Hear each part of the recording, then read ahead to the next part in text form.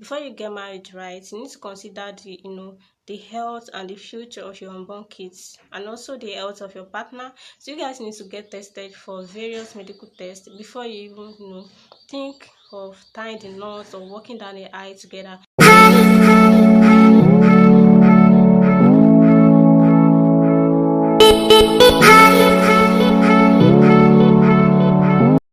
Hi guys, hi. Welcome back to my YouTube channel. It's your favorite girl once again. My name is Lewa. If you're new here, you are welcome. You are at the right place. Welcome to this community. Thank you for joining this community. Thank you, my old subscribers. I say thank you to everyone for always coming back to watch my video. So in today's video, I'm gonna be sharing something very interesting with you. Please stay right there. Don't click out of this video and make sure you subscribe to this channel. So the first medical test on my list is genotypic test. This test is so important. In fact, this is very compulsory.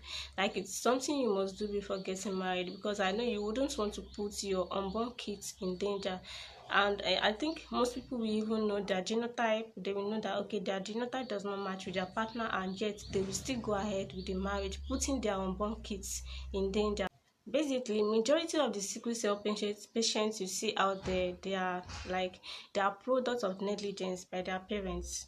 You understand? Some parents did not really know about this genotypic test, and they went ahead and get married to their partners, while some knew about it and still they neglect the fact that, okay, they were no match with their partner, and they allowed love to blindfold them, and they went ahead with the marriage and having to come with the consequences of giving birth to sickle cell patients.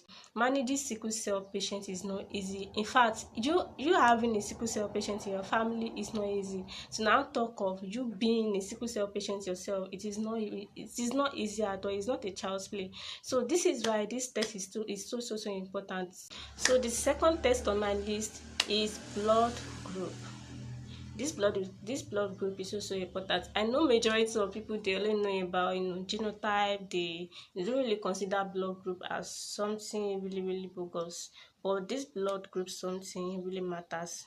Please, you need to get your blood group test. In fact, if you are someone that you've already done your your genotype, you by now you would already know your blood group. So it comes like with each other. Once you are getting tested for your genotype, your blood group is also getting tested along the way. So this blood group is simply rhesus factors. The plus and the minus behind the blood group are the rhesus factors. Those are the main things that are important in your blood group. You understand? The rhesus factor, that's the plus, and the minus behind it can be A plus, A minus, O plus. Those are the rhesus factor. The plus and the minus behind your blood group are the rhesus factors. So you need to be sure of your rhesus factor before getting married. So it has to be compatible with your partner. If yours is plus, maybe your blood group is A plus, then your partner's one might be B plus. It's not compulsory that the both of you have to carry A. You understand? No. Some might be A, some might be B, but the most important thing there is the plus and the minus.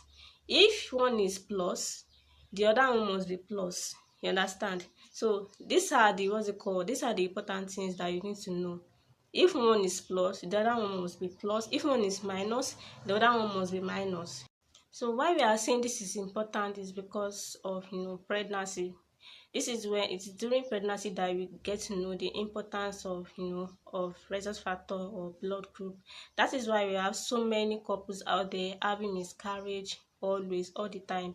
If you are having blood group incompatibility, you are likely to to start having miscarriages in your marriage. So once there is rhesus incompatibility between you and your partner during pregnancy, your body will release antibodies that will float through your bloodstream to attack your fetus. You understand? It will flow through your bloodstream to your fetus bloodstream to attack it. It's just like when a foreign body enter our body and our brain sends signal to the white blood cells to attack the foreign body. That's the infection. So that's the way it is. Let me say the mother is is A positive, like the mother's rhesus factor is positive and the baby is carrying the father's negative. You understand? So it's more like antibodies that the what's it called, that the woman's body needs to attack. That is just like something that is about to attack the woman's body, that the body needs to attack. So that's why the woman's body releases antibodies that will attack the fetus, that's the baby. You understand? And this might, this might lead to brain damage, ectopic pregnancy, jaundice. In fact, having to give birth to that baby alive is by miracle. It's usually 50-50. So some partners will keep having miscarriages, thinking it's one person from their village that is doing them. You understand? This is because their blood group does not match. You understand? So um um two things that does not match cannot really work together. Let me say you are positive, your partner is positive, you are a perfect match. You are negative, your partner is negative, you are a perfect match. But if you are positive and your partner is negative, there's no perfect match anywhere. So you need to know this thing. You need to get tested for your blood group and your genotype. I have a good news for you about this, what's it called, blood group. You can, even if your blood group does not match with your partner, you can still go ahead with the marriage. But you have to, you have to be placed on medication. You need to see your doctor. That your doctor is going to place you on Rogam. So this medication is called Rogam. This medication is classified under immune globulin. So what it does is, is to make sure your body stop releasing those antibodies that will harm your fetus, that's your baby. And your doctor will keep you on close watch from trimester to trimester. And we have 3 trimesters in pregnancy. So that's my good news for you. You can still go ahead to marry your partner as long as you are going to keep seeking medical advice and medical information, and make sure you get that medication when you need it. So you also need to be ready to spend money. You understand? Ready to spend money, your time and energy, because managing pregnancy with opposite rhesus factor is very, very but it's energy sapping. You understand? And I think this medication is sold for maybe like 100,000 or 90,000. I can't really remember. It's one of those like 90 to 100,000 like that.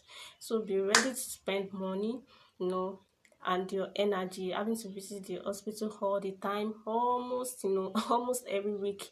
You understand? The next medical test on my list is fertility test. This fertility test is very, very, very important before getting married.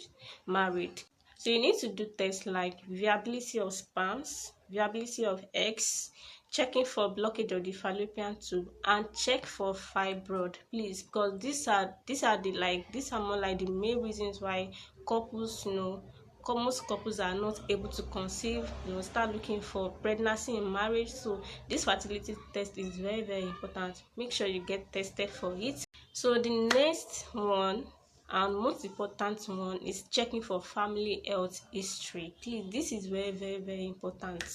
Some family, they have a case of past health history, like having to face series of mental illness like schizophrenia, Enbephrenia, bipolar affective disorder, and other neurodevelopmental disorders.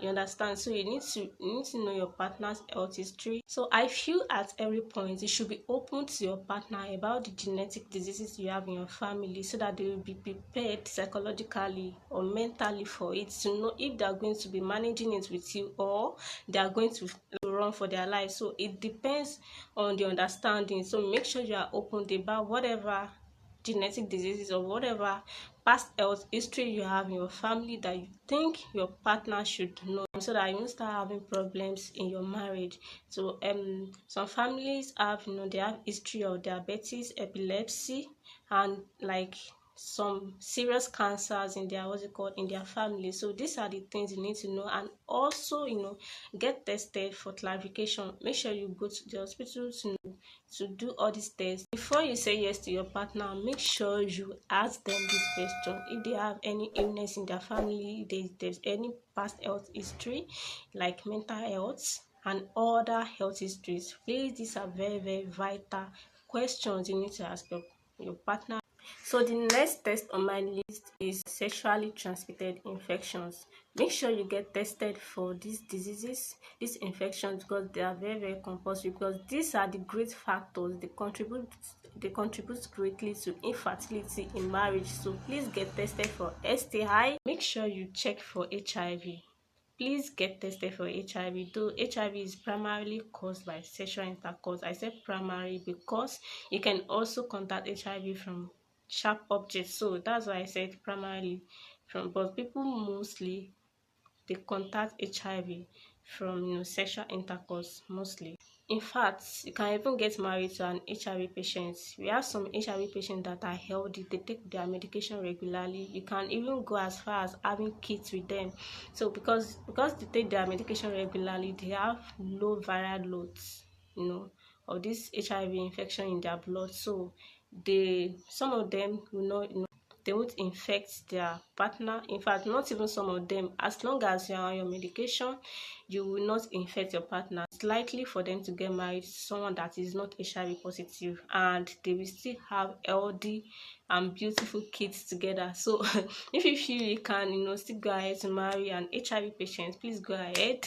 It's actually good to marry them as long as they are they are on their medication, they take their medication regularly, and they are consistent with it. Please get tested for chlamydia, that's sexually transmitted infection. Get tested for chlamydia, get tested for genital herpes, get tested for gonorrhea. Is very, very important. Get tested, in fact, this one I'm about to mention is the oga patapata. It's even more deadly than HIV. HIV is just so unfortunate to be popular than it. That's hepatitis. Please get tested for hepatitis separately because it is not very, very rampant like hepatitis. Please make sure you get tested for it separately. Hepatitis A, hepatitis B, and hepatitis C. Please make sure you get tested for it. You don't contact hepatitis through what's it called, sexual intercourse only. You can contact it through body contact, body fluid, and all sorts of from sharp objects, and from different ways. So please make sure you get tested separately for hepatitis. So guys, I've come to the end of today's video, and I hope this video blesses you and in a way, and I hope you make do of everything that I've mentioned in this video. Please make sure you are safe out there. See you in my next video by God's grace. Bye.